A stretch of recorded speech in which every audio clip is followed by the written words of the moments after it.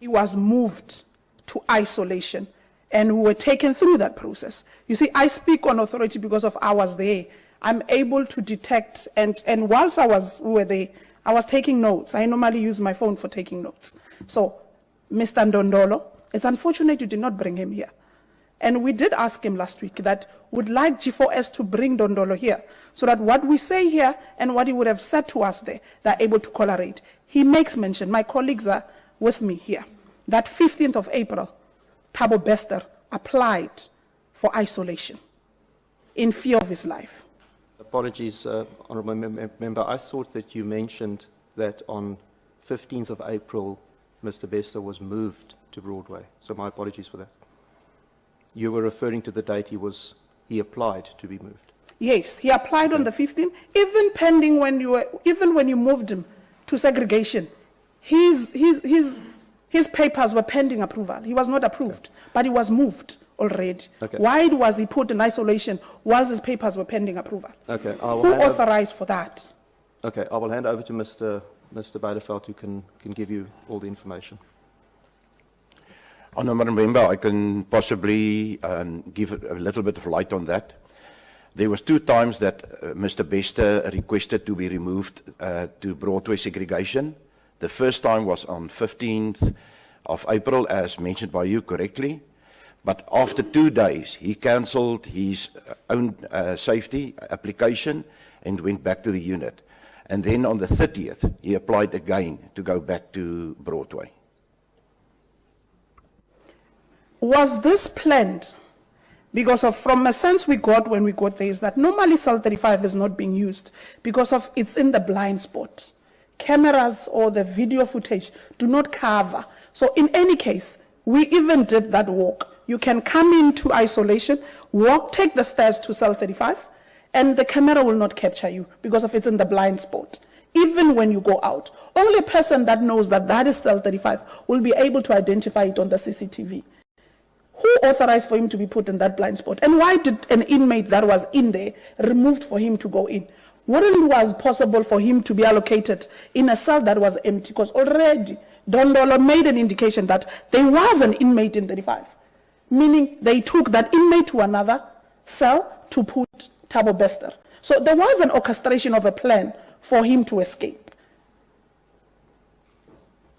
Honourable Member, Mr. Beiderveld can answer your question, but I want to state that there was an inmate in cell 35 on the morning of the 2nd of May.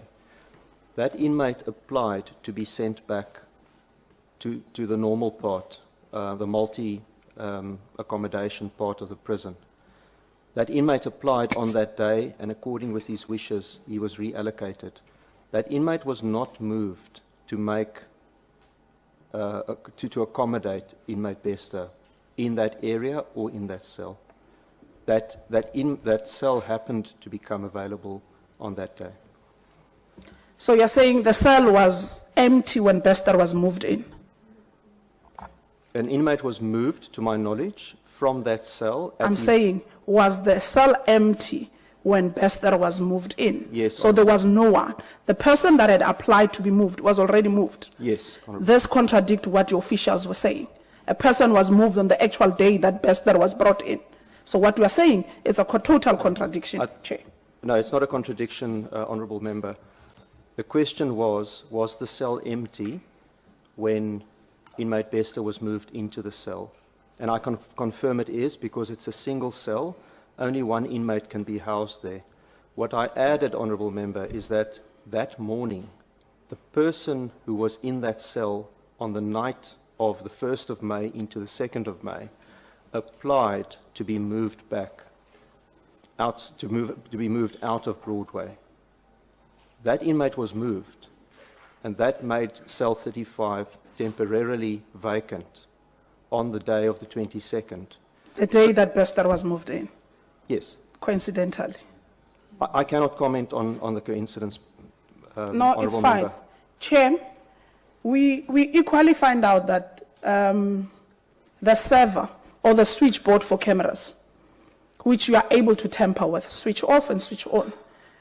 The report makes an indication from that 1939, the camera or CCTV footage ceased to operate, and they resumed operating at 4:10 in the morning.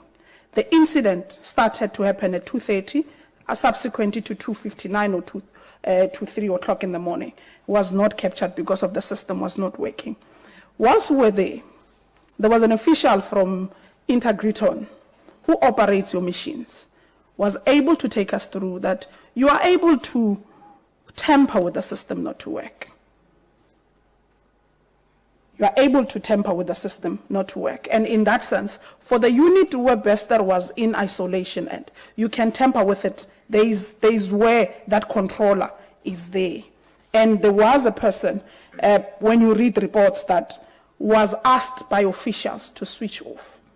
From your view, from your point of view as G4S, after conducting the investigation, can you say that that system was tampered with for us to be able to lose 19:38 p.m. up until 4:10 early in the morning, for us not to have a footage at all?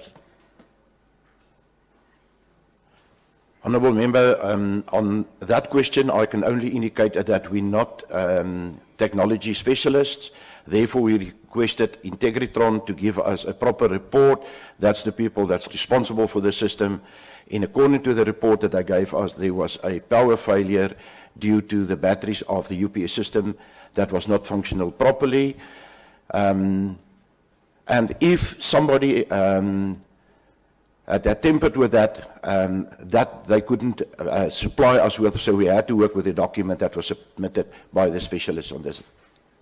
Chair, there was an inmate that wrote a letter to the President and the Minister seeking audience on the event of the escape in detail. And we have an email coming from G4S officials that it makes an indication that that letter must not be entertained. In essence, no complaint must be entertained to official. Why was the letter of that inmate held? And this inmate, I don't want to mention the inmate's name. Why was it held, and where is the inmate? Honourable Member, maybe I can respond to that question.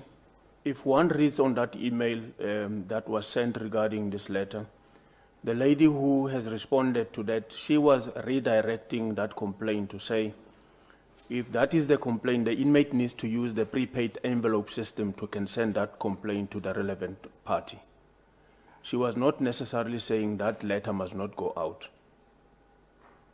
Thank you, Honourable Member.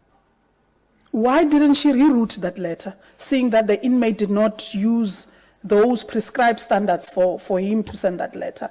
Because of that letter contains, it's someone who's willing to come forth with evidence that this is not suicide or anything, it's an escape.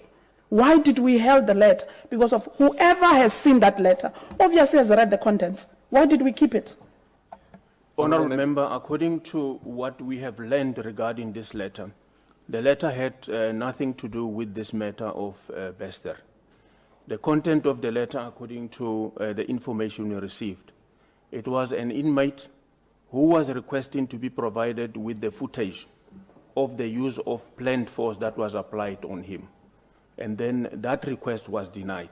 But the sending of the letter was redirected to say, don't use the means that you are using, rather use your prepaid envelope, which will be administered at the Inmate Information System Office. That will then be sent to the relevant office. When did you learn of the escape? Honourable Member, you have 5 minutes. When did you learn of the escape?